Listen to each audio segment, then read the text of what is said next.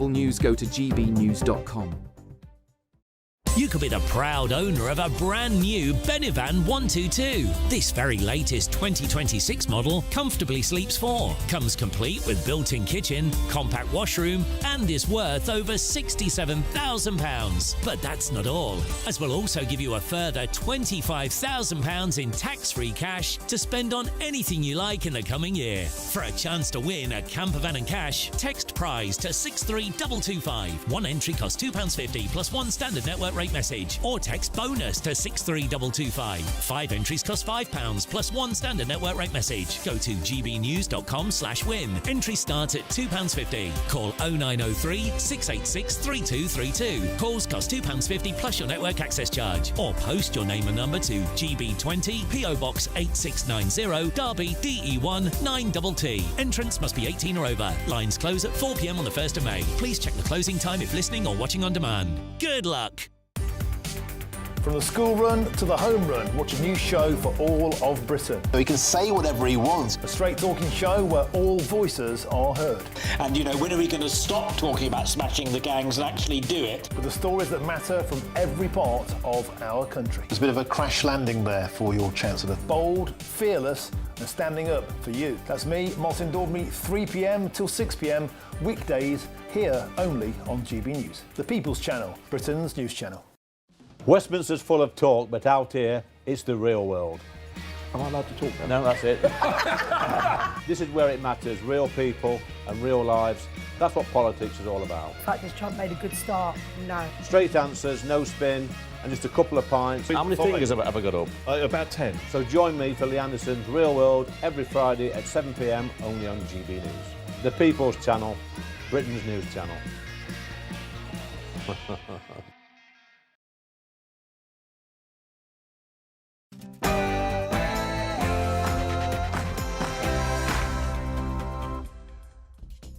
Good evening. Donald Trump from the White House says when he talks of Keir Starmer, we're not dealing with Churchill here. What does it all mean for the special relationship? Plus, an RAF base, sovereign territory on Cyprus, comes under attack from Iran and is now being defended by the Greek and French navies because we don't have a vessel there. Just how much of an international embarrassment is this? Plus, we'll follow the plight of Britons trapped all over the Middle East and how they're getting home and in what numbers. But before that and much more, let's get the news with Tatiana Sanchez.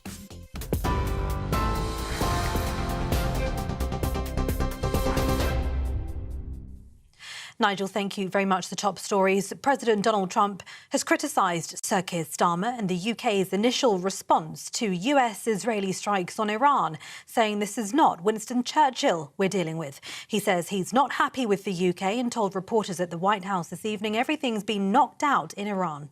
By the way, I'm not happy with the UK either.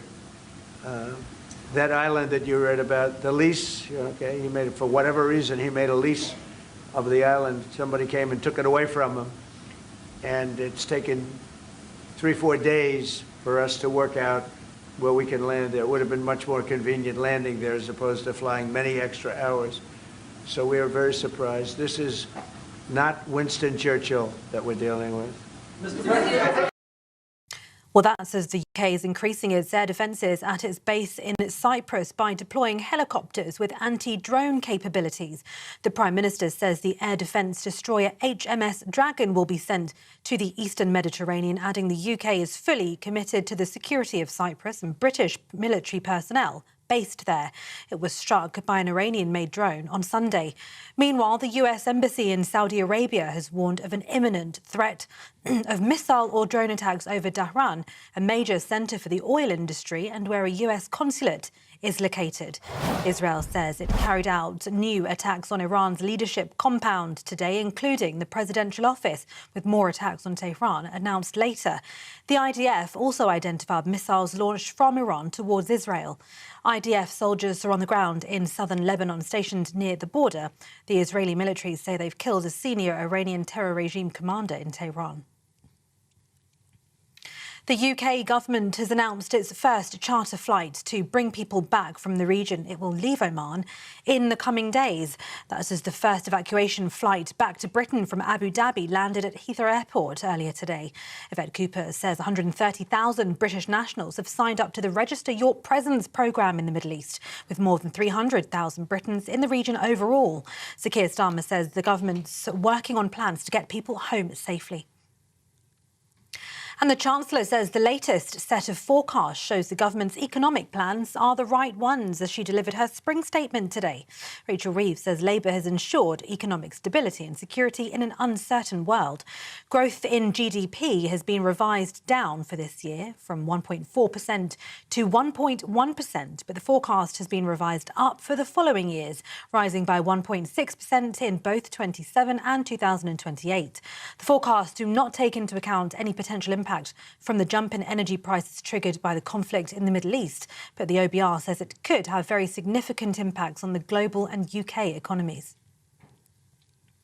Those are the latest GB News headlines for now. It's over to Farage. Take the GB News family with you on any device. As long as you have an internet connection, tune into GB News anywhere on the planet or beyond.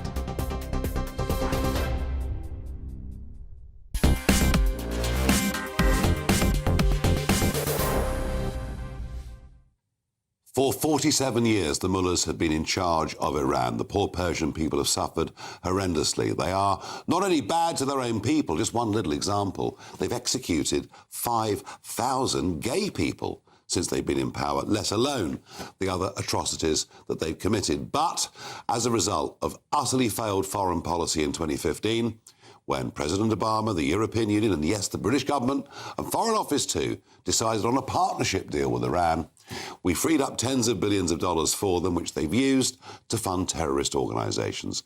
Hamas, the Houthis, Hezbollah, all in the pay of Iran. And, of course, the October the 7th attacks on Israel would not have happened without Iranian sponsorship.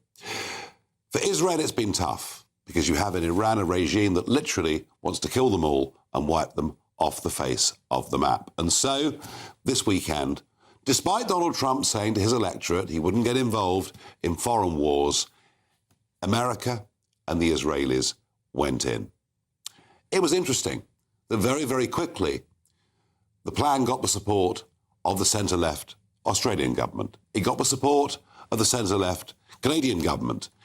Even the Secretary-General of NATO thinks it is the right thing to do, because whilst there are risks in entering into this, there are also risks in doing nothing if these people go on funding terrorism and perhaps develop a nuclear weapon. But what about our country? Well, not really quite so sure.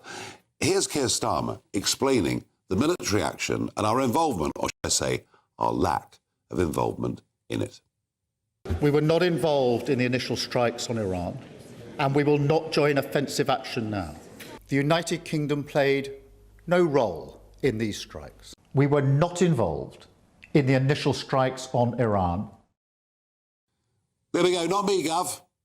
Nothing to do with us, not our problem. And then John Healey, the Defence Secretary, came on GB News on Sunday morning at what I thought was, frankly, an embarrassing display. If we're leading the way with defensive action, why did we block the US from using Diego Garcia? I've just said to you, I'm simply not going to talk about, and you would not expect me to talk about, the discussions we have either in the government or with our close allies, including the US. Yes, we told the Americans, we told them they couldn't use Diego Garcia, and they couldn't use any British bases either. Now, things have moved on, and we now do allow the Americans to use these bases, but not after planes that bombed targets in Iran flew from Missouri and back. Just think of that. Two-man crews, 37-hour round missions when they could have gone from Diego Garcia and perhaps been 6 to 7 round hours missions. No wonder the Americans are upset. But the defence of this government all the time is this concept that I don't really understand, but it's called international law. And here he was in the House of Commons yesterday. The basis for our decision is the collective self-defence of long-standing friends and allies and protecting British lives. It is in accordance with international law. We are not joining the strikes, but we will continue our defensive actions in the region. I think international law means you don't defend your own interests, you don't defend your own people, you don't stand up for anything that you believe in, you just allow sort of foreign judges somewhere else to make a decision. Well, is it any wonder that the Americans are upset? And about 90 minutes ago in the White House, Donald Trump said this. By the way, I'm not happy with the UK either. That island that you read about, the lease, okay, he made it for whatever reason, he made a lease of the island. Somebody came and took it away from him. And it's taken 3-4 days for us to work out where we can land there. It would have been much more convenient landing there as opposed to flying many extra hours. So we are very surprised. This is not Winston Churchill that we're dealing with. They're strong, damning words. So is the special relationship over? Give me your thoughts. Tweet hashtag Farage on GB News or email farage@gbnews.com. I have to say, it's over. All the while, Keir Starmer is still our Prime Minister. Let us go to Jerusalem and be joined down the line by Melanie Phillips, Times columnist and author. And Melanie, I understand an escalation today in terms of tit for tat with Lebanon. Yes, just a few minutes ago, there were some, I think, 3 Hezbollah rockets fired from Lebanon, which hit, I think, or were aimed at Haifa and Tel Aviv, 2 major cities on the coast. I think that's probably the farthest reach of the rockets that, as far as I know, Hezbollah possesses. It's very interesting. Hezbollah, to begin with, the proxy army of Iran, which is based in Lebanon, to begin with, Hezbollah indicated it was not going to join the war. Hezbollah is already very badly weakened by Israel, very frightened what Israel can further do to it, and is under great pressure from Lebanon's government not to get involved, because the last thing the government of Lebanon wants is even more attacks and violence in that much beleaguered country. Nevertheless, I think it's a sign of how desperate the regime in Tehran is, having been very severely pummeled by American and Israeli forces since Saturday, that they are now being joined by the Hezbollah. I suspect that, pressure has been put on Hezbollah to do its bit. Yeah, and Melanie, it was interesting. There was a comment from Marco Rubio about American involvement saying, well, Israel were going to do it anyway, so he chose to join them. Do you think he meant that, or was that to try and sort of just dampen down the base of the Republican Party in America? Neither. I'm afraid it was yet another example of the kind of misreporting that dogs any discussion in the media or reporting in the media, or apart from, of course, GB News, of Israel's wars. Because what Marco Rubio said was that it had to be done anyway. The risk and the threat to America from Iran, given various things, its dash to finish getting the bomb, the nuclear bomb, its accelerated program of ballistic missile making, including ICBM missiles that can actually reach America. That was proceeding apace. So there was no way in which America could allow this to continue. Israel obviously also agreed in its own particular domain. Israel has been under attack, as you said, since October the 7th from Iran. Israel is the country that Iran says is going to wipe from the map. And Israel was extremely concerned by what it was picking up through its intelligence about the rate at which Iran was continuing to rearm itself, resupply itself, restart all those terrible things that everyone hoped it had stopped doing after it was pummeled by America and Israel last year. And so America knew that Israel, whatever America did, Israel was going to have to do it. And consequently, both because Israel was going to have to do it, and if it did it, if it went to war, there would be a kind of blowback in the region which would have to be dealt with. Plus, President Trump, as we know, tried very hard to negotiate with Iran. Weeks and weeks of negotiations went on, but he was obviously clearly aware that there was a very slim likelihood that those negotiations would amount to anything. And as a result of both those things, he moved this enormous fleet armada war machine into the region, because he knew that ultimately he would probably have to go to war. And it was very, very important that Iran was not allowed to have the first strike, because if it had the first strike, then it would have, done untold damage, killed hundreds, if not thousands of people in Israel and elsewhere. And that couldn't be allowed. So both America and Israel were absolutely working together to stop that happening. They had to take the initiative, and we saw what happened. They went to war by an operation which, in the first minute of the war, took out the Ayatollah, the supreme leader of Iran, and approximately 40 of the top honchos in Iran. It's an extraordinary operation. Melanie, thank you for joining us live from Jerusalem. Stay safe, and thank you. Thank you.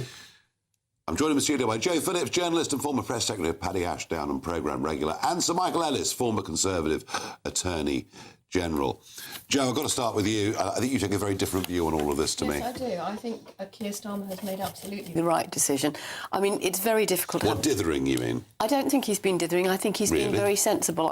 There is absolutely no way that we should go into war offensively, and that's exactly what the decision he took. The special relationship with Trump is in tatters because of Trump.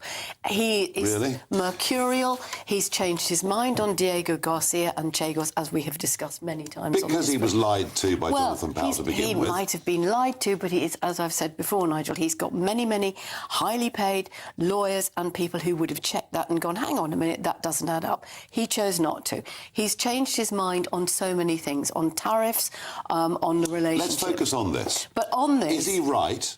Are he and the Israelis right to think that Iran poses a severe danger to the world? It certainly poses a danger, but to go in like this when they were not under imminent attack, neither Israel nor America.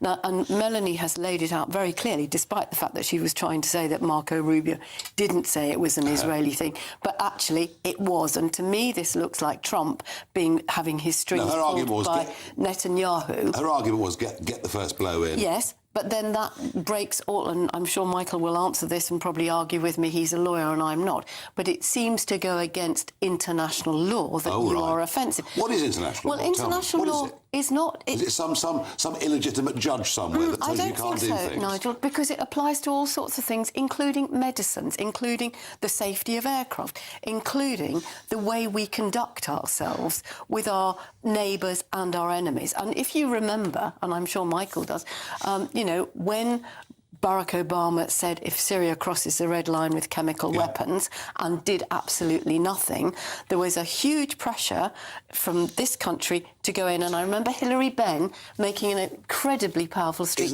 as to why we did go in and the Commons voted against it. Apart from anything else, I don't think the British public are particularly in love with Donald Trump.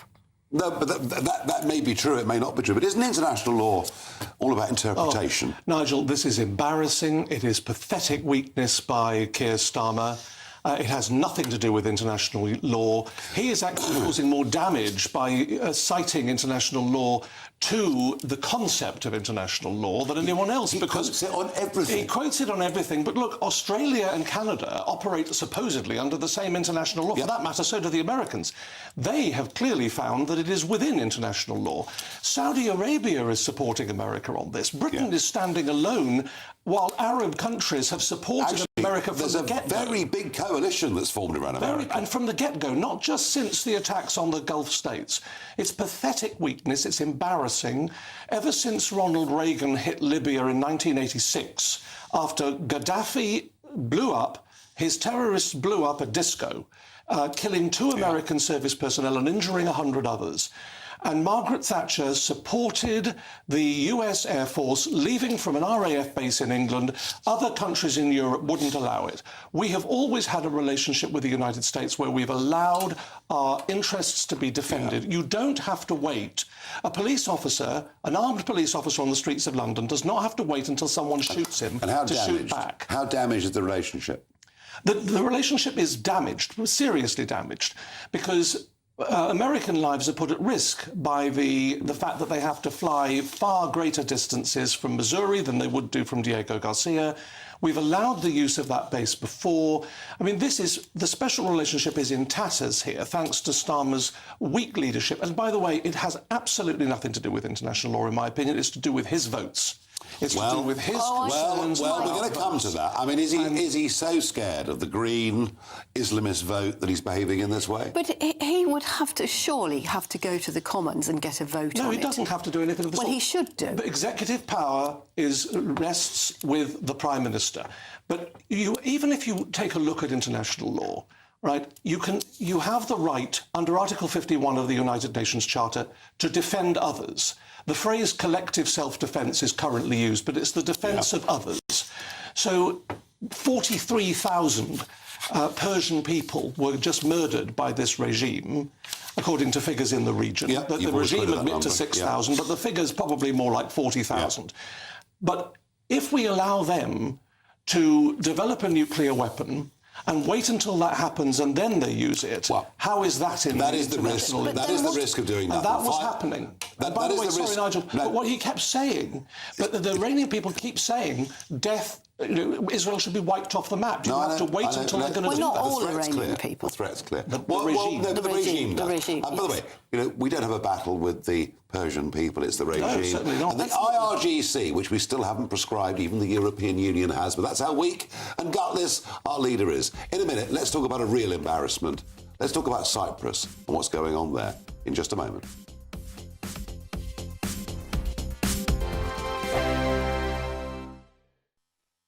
You want to know what's really going on in the corridors of power? Labour don't know what to do with you half the time, and that makes you quite lethal in the chamber. Get behind the headlines with Chopper's Political Podcast. Join me, Christopher Hope, as I sit down with the great and the good of British politics. We'll see where this ruling takes us. These are the stories shaping our nation. Chopper's Political Podcast, available now on all platforms. Listen in and stay ahead.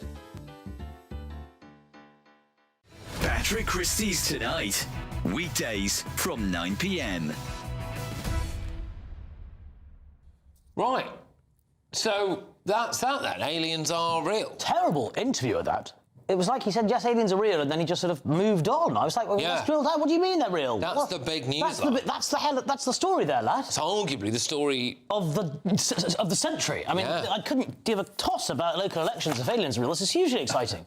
Maybe they're in the Epstein files. Who knows? Yeah. Wow. Look, this is wonderful news. But has no one followed up with Barack? Well, he did. He went on Instagram to clarify, and he said he was just sticking with the spirit of the interview, but the universe is so vast, he says, that the odds are good that there's life out there. That's not what he said in the interview. Distances between our solar systems are so great that the chances we've been visited by aliens is low. So it's a U-turn from Barack Obama on aliens. We'll know what he really said. People who've come from completely different planets must exist. Otherwise, how would we account for your opinions?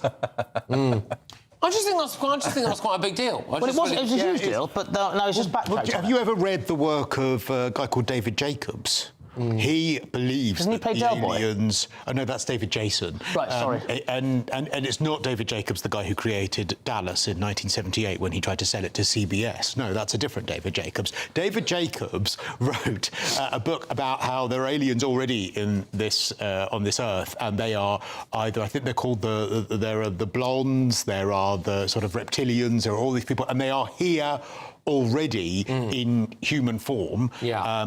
People who have been abducted by aliens have genuinely been abducted by aliens. But so this because is the number of people... I'm not saying I believe him, just reporting to you what he said. And the number of people who've been abducted by aliens, there are so many who have exactly the same story. GB News, the People's Channel.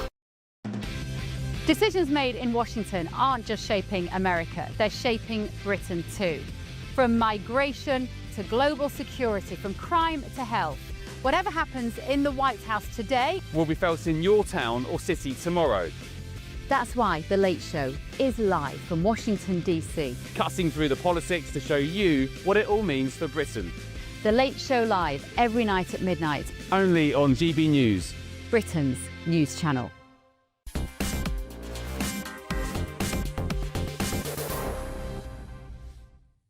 I asked you at home, is the special relationship over? Alison says yes. The special relationship with America is over, at least while Keir Starmer is Prime Minister. He should have supported President Trump. And Oliver says it certainly feels like it's over. No Prime Minister since his crisis has bungled our standing with America, quite like Starmer. Now, Cyprus.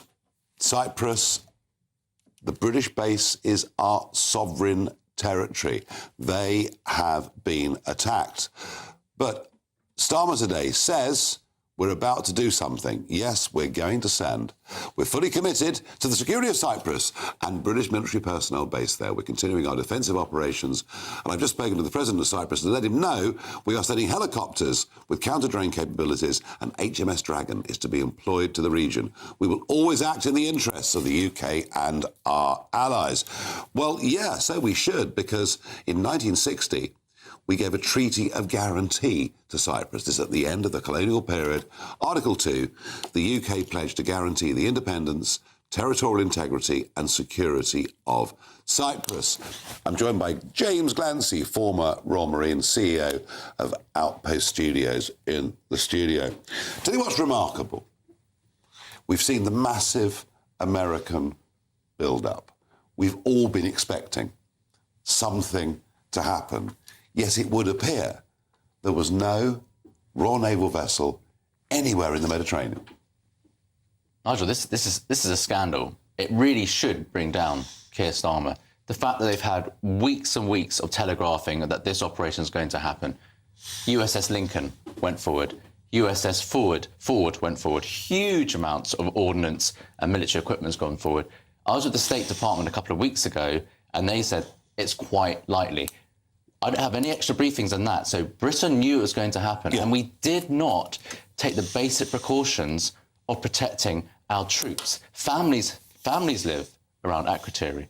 So this is gross negligence. And I'm confident PGHQ, the military, would have given options to the Prime Minister, bring back the Astute-class submarine from Australia, put a T-45 out there.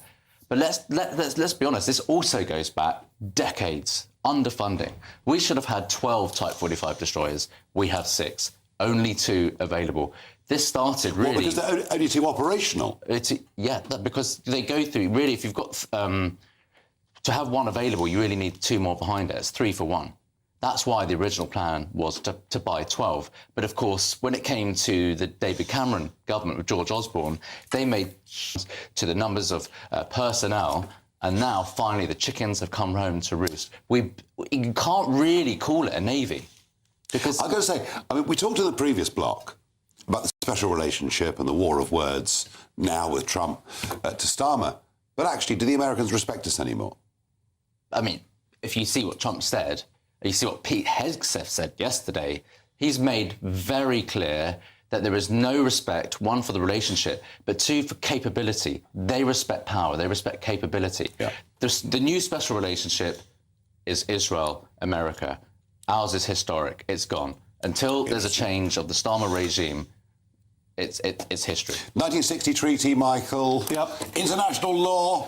I think the Americans still respect our people, our military personnel, but what they don't respect, of course, is the current government, it's understandable. Well, actually, fine, but interrupt for a moment. Or our capability at the end of the last government. That's right. But when dealing with our people, they know that our armed forces are amongst the best in the world. We just don't have enough of them, and they haven't had the resources. But what I would say is this. We have an obligation to Cyprus, both under the 1960 treaty, where we promised to help with their security or have regard to their security, but also morally. And we keep sovereign bases there with, I believe, thousands of British military personnel. So we have both a legal and a moral obligation, but we took the eye off the ball here. It was patently obvious that Cyprus was a threat. Everybody knew, all the relevant actors knew, that Iran had a missile capability that included medium-range ballistic missiles. They don't quite yet have intercontinental ballistic missiles, but they had missiles that could reach Cyprus. I talked about it on air on this channel. But it's not just that, it's the proxies. So that Shaheed drone would have come from Lebanon. Yes, but it's the same thing. We know this. Hezbollah, but Hezbollah, it's the same thing. Absolutely. Hezbollah is funded by Iran, so it's basically under a different name. The whole situation, Joe, is an embarrassment. Cyprus, whatever we think of the American-Israeli action, what is happening in Cyprus now is for us a total embarrassment. And we've now got the French and Greek Navy standing by an RAF base. But I think what James said is absolutely right. I mean, we have decimated our defence capability over generations. And it's very hard for politicians of any colour to say, well, we're going to spend this, it's like house insurance. Nobody wants to spend the money because they'd rather spend it on something else. And this is beyond the wake-up call that we've already had from Trump and previous American presidents, that we've got to pay more. It's not even a wake-up call, because today the Chancellor has not offered any new funding despite this crisis. Where is the defence investment plan? Absolutely. Months and months later. By the way, we have a British base in Bahrain as well. We're not talking about that. Yeah, no, there were several across the Middle East. I was that's based under there. threat. Yeah, I was based there over a decade ago. You know, it's under 30, probably under 30, 40 miles away from Iran. We've been prepared for this threat, and yet in the last few months we've decommissioned a frigate which is sat there lying up, ready to be scrapped. Would you believe? We've only got one mine hunter, but James, even though that we know. It's only when something like this happens, James, that the public... Can I just say... I've made myself unpopular with the MOD by warning about this for over a decade. I'm not disagreeing with you, but I think it's only when... I am going to disagree, because I'm going to say this. It was a deliberate decision. It wasn't about our lack of capacity.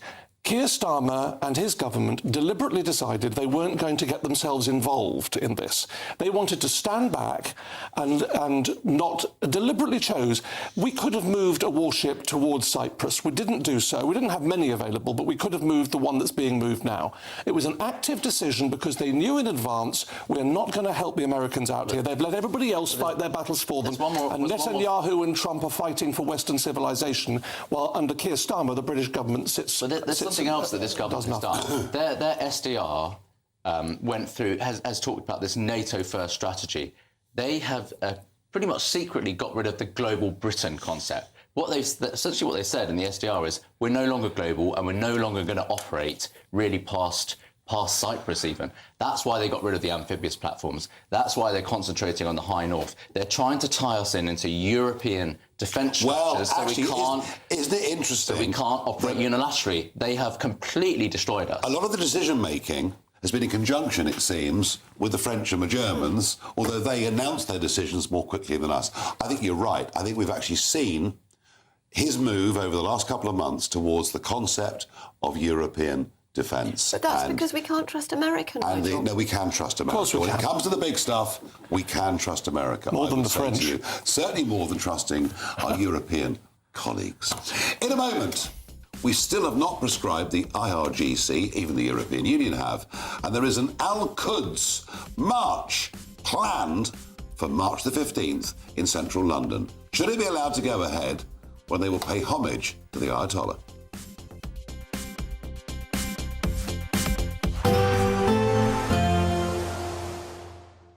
Can't wait to get in that sea. Lovely and warm. Just like the feeling of having great travel insurance. All Clear Travel Insurance sponsors GBNews Travel Destinations Forecast. Bit of a mixed bag weather-wise, looking across southern Europe at the moment. Yes, there's some wet weather in the west. We had Storm Regina pushing through Portugal, now bringing some rain across parts of Spain, even down towards the Canaries. Further east, a few showers for Italy, but across Greece, it's actually largely dry on Wednesday. Some decent sunshine, and with that, some decent warmth as well, with temperatures rising high teens, possibly low 20s. Still some further rain in Spain to come later this week. All Clear Travel Insurance sponsors GB News Travel Destinations forecast. Evening, welcome to your latest weather update from the Met Office here on GB News. Tomorrow starting fairly cloudy, but for much of England and Wales it should brighten up with some good spells of sunshine, some brightness across Scotland and Northern Ireland, but also a few showers. Big chunky area of high pressure dominating things at the moment. It's just waddling away to the east, which is allowing the air to waft up from the south, pushing a zone of cloudier weather across the Midlands and Wales. Been there all day, just a bit further north into Northern England and Northern Ireland, where we will see a little bit of showery rain through the early hours, eventually getting into southwest Scotland before dawn. Ahead of that, to the north, clear skies across northern Scotland, allowing some frost here. Further south, temperatures mostly holding up at 5 to 6 degrees. But it will be quite a cloudy, misty, murky start for many on Wednesday. But the mist and low cloud should be melting away from England and Wales. Probably a bright, sunny start in the far north, but it will be a chilly start here. That cloud pushing up through the central belt, some showery rain, particularly for Glasgow and for Belfast first thing. But it should be also clearing from here during the morning. The odd shower for the far northwest of England, for the Lake District, but most of England and Wales dry and increasingly sunny. Yes, we will start with mist and low cloud, particularly across the home counties, parts of the East Midlands, but that should be melting away, breaking up to reveal some spring sunshine, and say most of England and Wales seeing lengthy sunny spells by the afternoon. Some brightness for Scotland and Northern Ireland, but this zone of wetter weather clinging to parts of western Scotland. To the east, it may brighten up in Edinburgh. Temperatures up to 12 degrees here, but further south we're looking at temperatures in the mid-teens quite widely, perhaps the southeast getting up to 17 or 18, and Thursday could be warmer still. The wind's still wafting the air up from the south, a brisk breeze across the northeast, some wetter weather though coming back into Northern Ireland and western Scotland, eventually some of that rain popping up in the west of England and Wales later on. But before that, the Midlands and eastern England, another pretty fine day and getting a little warmer. Goodbye. Exciting news. Every Friday, my Patrick Christie's Tonight Show is going to have a twist to it. We're welcoming some special guests. You. That's right, on Fridays I'm going to be doing my show in front of a live studio audience, because this show is about you and what you have to say. It's going to be the same big debates, same big topics, same big opinions, but every Friday night at 9 p.m. you are invited to come on down to Patrick Christie's Tonight to be a part of the action. Only on GB News, the People's Channel, Britain's news channel. Hi, I'm Michelle Dewberry, and my show is your opportunity to cut through all the noise and dive in headfirst to some robust debates. Ideas clash. Situation, no, isn't it? No, because the failure is you're deliberately avoiding my point. Nothing's held back. And if you think this is the end of it, wait for more. And we do not shy away from the difficult stuff. Sometimes I want to shake people and say, if only you understood. So join me on Dubes & Co. weeknights at 6 p.m. only on GB News, Britain's news channel.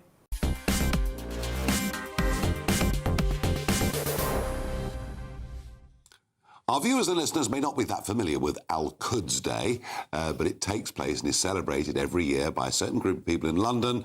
And the whole thing was set up in 1979 by the first Ayatollah to formalise opposition to Israel and support for the Palestinian cause.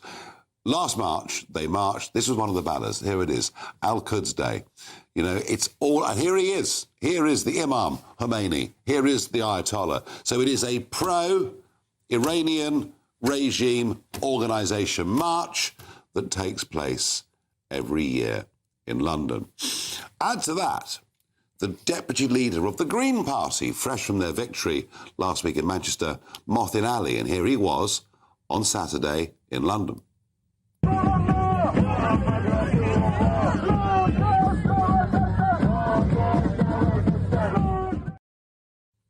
Separate to Al-Quds, but there he was at a protest, an anti-war protest, but basically a pro-Iranian regime protest. Michael, we have extremist marches in London happening well before the current inveiglement in the Middle East, whatever our role may be. We still have the IRGC. Yes. We still have a whole host of charities around and associated with these extremist groups. No British government dares takes this on. And that is a failure of leadership. And look, we have a situation which wouldn't actually be tolerated even in the Middle East. So the United Arab Emirates, for example, would not tolerate what we tolerate here on the streets of London. Well, in fact, that goes further. It goes to the Muslim Brotherhood as well, doesn't it? Yes, it does, where they've banned, in many Gulf states, they've banned the Muslim Brotherhood. So our tolerance, the classic British tolerance, is such that we go further even than those Gulf states. And, there are many people, we have to have the realisation that there are many people who are here who hate this country and all that is involved. And, those of us that love this country and want to see it prosper and thrive are obviously very concerned about that. Tolerance, it's a great liberal word. Tolerance, religious tolerance, freedom of speech tolerance. Yes, and my instinct is always, free speech, and people should be allowed to take to the street in a proper, organised way, which any protester can do in concert with the police and the other authorities, as long as it's not violent, as long as it's not threatening anybody. So how do you feel about the IRGC? Well, the IRGC, as far as I understand it, I don't know quite well. I do understand the reason that we have said we won't ban it is because it's an instrument of the state. So it's very difficult to do that. But I would have thought now you could say, well, actually, that state doesn't quite... the instrument of a very bad state. Well, exactly. But you could say that. Well, this is the irony. The Persian people, of course, are desperate to remove the Ayatollah. Yeah. And the actual people that are living and have been living under that hideous regime for 47 years that has executed 16-year-old girls and gay people and hung them from cranes and so on and so forth. There are 93 million people who live in Iran, and most of those will want the end of this regime. Yeah, I'm hoping for liberation. But back to the point here, Joe. Do we allow a march to go ahead I would hope that Shabana Mahmood, the Home Secretary, is having some serious conversations with the police. I would understand that it is actually a police matter, and we've seen this before. What would you favour? My instinct... I can see you're torn. I know, I am very torn, because I think, if you say no to this, then you're doing everything that, you and I do agree on, which is the right to peacefully protest. And it's, it's a I like peaceful protest. I just don't like support of terrorism and murder, particularly. No, we don't know exactly. No, but, Margaret Thatcher called Nelson Mandela a terrorist. So, that's not equating the two. I think being in support of this Iranian regime is being in support of a state that supported terrorism and brutality. And I think that now is an opportunity, and Michael might have a better idea, that the police could say, in the light of over the weekend, we don't think we should draw a line here. The police have been as useful as a chocolate teapot when it comes to not necessarily talking about today's... I'm talking about the last 2 years. And we've seen from the river to the sea and all the rest of it. Now, in a post on X, Mothin Ali, the deputy leader of the Green Party, said, I'm proudly anti-war, and to be anti-war, that means looking to explore all possible diplomatic solutions. The US and Israel took a unilateral decision in the midst of negotiations to kill the Iranian leader and opted for war. This is deplorable. Isn't it funny? Quick thought on this. The Greens used to be a very middle-class party concerned about climate change. Knit your own yogurt. Yes, right. Very different beasts now, aren't they? Oh, yes. They are really slightly to the left of Jeremy. I don't think all of them are by a long time, but I think they are going down the route of where Jeremy Corbyn would have taken the Labour Party. I think they're worse than where Corbyn was. Yeah. I think they're a bit scary. Well, it's divisive, isn't it? Where we are, unfortunately, our society is becoming more and more divided, and there is divisive and sectarian politics rearing its ugly head, and that should be a concern to everyone. On every side. And, I would have done a lot more on this had the Iran war not broken out after the events of last week. In a moment, let's think about Brits who have gone for the Dubai dream, living in parts of the Middle East, living great lives, lower taxes, but, hey, it's been rather different over the course of the last few days. How are they getting on with getting home?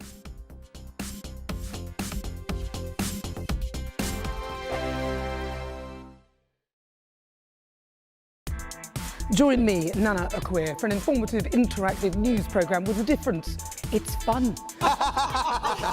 No, you didn't say that, Dave. I'm so surprised. I think there's an element of truth to that. Join me from 3 p.m. every weekend, only on GB News, Britain's news channel. Mornings don't have to be tiresome, especially if you have the right company. Wake up to news as it happens, opinion and debate, and of course, a little bit of entertainment too. Because when the kettle's on, we're on. That's Breakfast on GB News, a show worth waking up for. Every morning from 6 a.m. Only on the People's Channel, Britain's news channel. We'll spread the news, you spread the word. From the school run to the home run, watch a new show for all of Britain. He can say whatever he wants. A straight-talking show where all voices are heard. And, you know, when are we going to stop talking about smashing the gangs and actually do it? With the stories that matter from every part of our country. There's a bit of a crash landing there for your Chancellor. Bold, fearless and standing up for you. That's me, Martin Daubney, 3 p.m. till 6 p.m, weekdays, here only on GB News. The People's Channel, Britain's news channel. Westminster's full of talk, but out here, it's the real world. Am I allowed to talk now? No, that's it. This is where it matters, real people and real lives. That's what politics is all about. In fact, has Trump made a good start? No. Straight answers, no spin, and just a couple of pints. How many fingers have I got up? About 10. So join me for Lee Anderson's Real World every Friday at 7 p.m, only on GB News. The People's Channel, Britain's news channel. You want to know what's really going on in the corridors of power? Labour don't know what to do with you half the time, and that makes you quite lethal in the chamber. Get behind the headlines with Chopper's political podcast. Join me, Christopher Hope, as I sit down with the great and the good of British politics. We'll see where this ruling takes us. These are the stories shaping our nation. Chopper's political podcast, available now on all platforms. Listen in and stay ahead. Britain deserves a newsroom that puts the facts and your voice first. Well, and that's what you get on GB News. Lively debates, lively conversation. And we're not afraid to hold power to account. And each other. So join me, Andrew Pierce. And me, Miriam Gates, for Britain's Newsroom, weekdays from 9:30 on GB News. At GB News, we love to hear from you, our loyal community. So drop us a line at gbnews.com/yoursay. There, you can talk to each other and also to the presenters live on air. gbnews.com/yoursay, because GB News is your channel, Britain's news channel.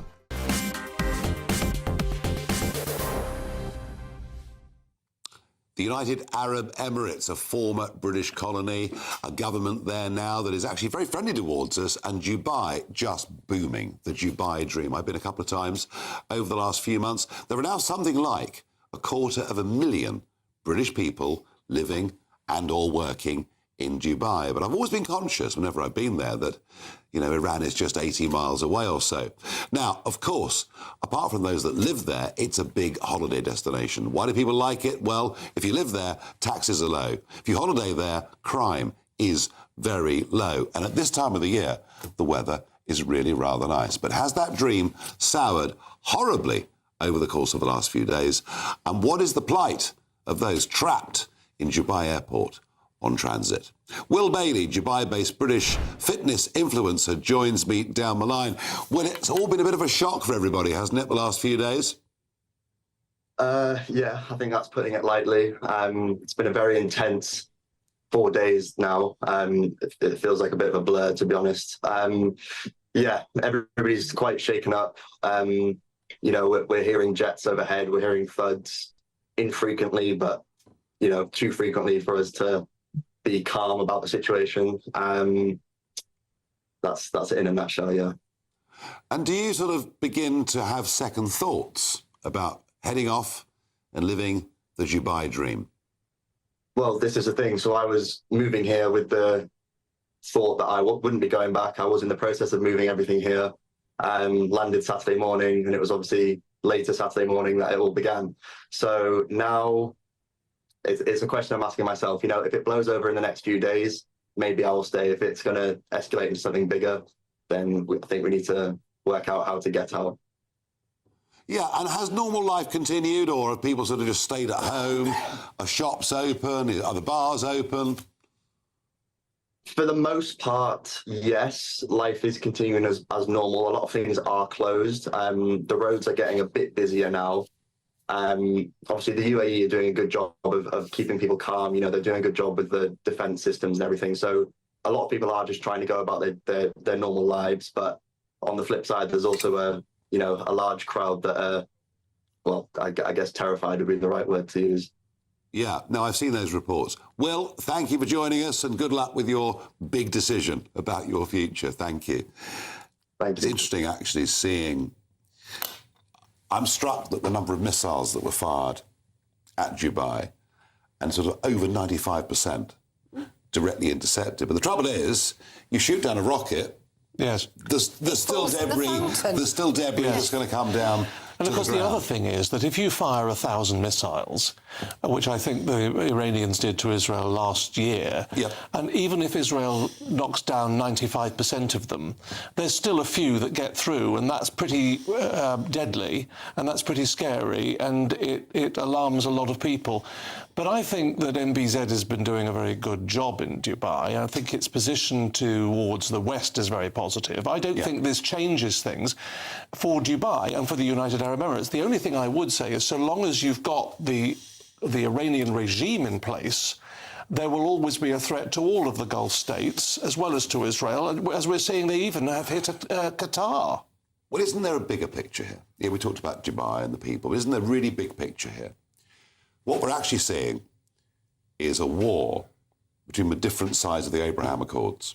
Yes, we are up to That's the point. my feeling on it. Yeah, and I mean, I think, I've never been to Dubai, I have no desire to go there, and I am sick and tired of reading and hearing about these so-called influencers who are having, a bit of a noise. And I tell you what, some of them make a lot of money. I'm sure they do, from even more stupid people than themselves. But I think, what is interesting is that you have got...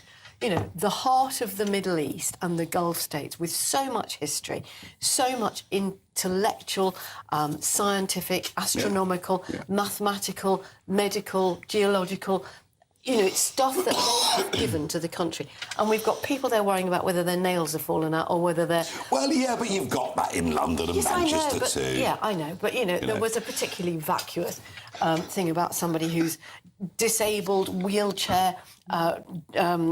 bound tutor had to use public transport to get across to teach her daughter on a weekend. I thought, why didn't you send a car? Yes, I mean, these are certain problems. I'm not sure. But Michael, I've got to get back to the big point. Yeah. I just wonder whether the Abraham Accords. Really, what the Abraham Accords were about, they were about, in many ways, the isolation of Iran.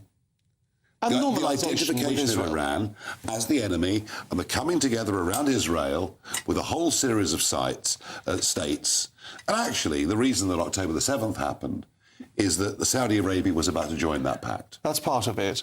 But I do think that you've seen here Iran flailing out like a drowning man in all directions. So even those countries that were hostile to the Abraham Accords, like Qatar, very hostile, and even Oman, which played a part in negotiations, Saudi itself, they've all come under attack. Kuwait has come under attack. So I actually don't think this is Iran saying it's only countries that have been...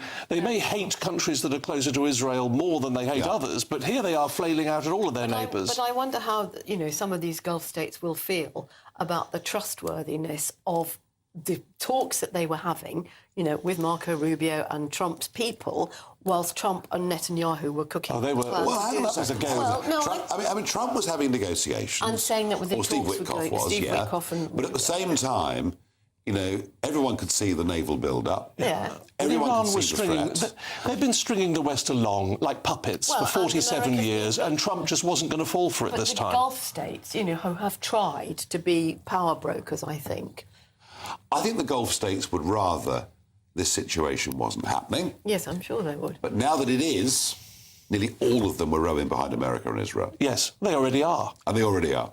And that may be a good thing. Do you feel pessimistic looking ahead? Yes, because I don't think Trump's got an exit plan. And I think we've got, history is littered with terrible excursions, particularly in that part of the world. And, Libya, Afghanistan, Iraq.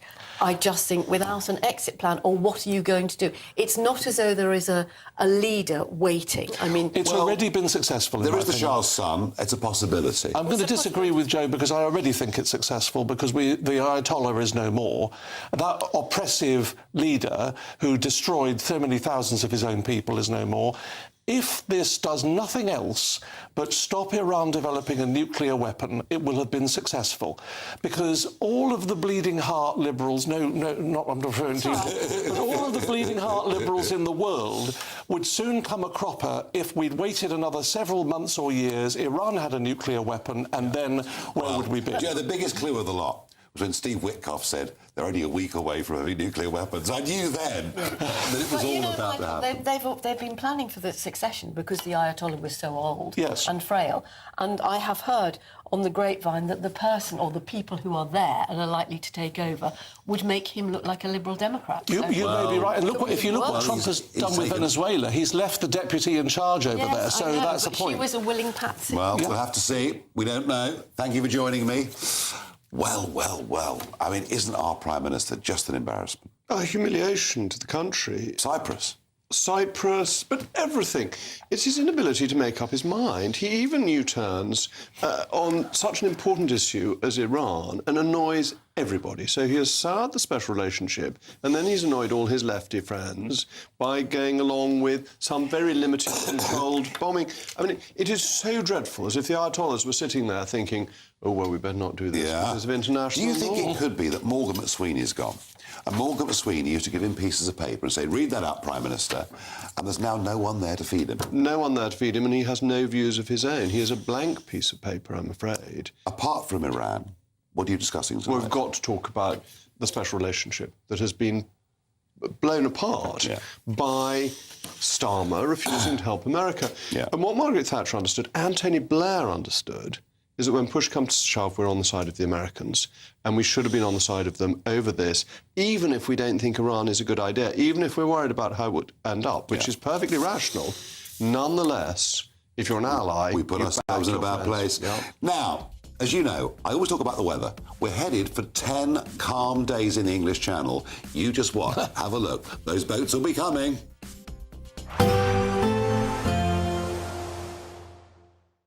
Expect warm spells with the odd rude interruption.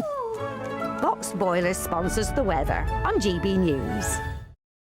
Evening, welcome to your latest weather update from the Met Office here on GB News. Tomorrow starting fairly cloudy, but for much of England and Wales it should brighten up with some good spells of sunshine, some brightness across Scotland and Northern Ireland, but also a few showers. Big chunky area of high pressure dominating things at the moment. It's just waddling away to the east, which is allowing the air to waft up from the south, pushing a zone of cloudier weather across the Midlands and Wales. Been there all day, just a bit further north into Northern England and Northern Ireland, where we will see a little bit of showery rain through the early hours, eventually getting into southwest Scotland before dawn. Ahead of that, to the north, clear skies across northern Scotland, allowing some frost here. Further south, temperatures mostly holding up at 5 to 6 degrees. But it will be quite a cloudy, misty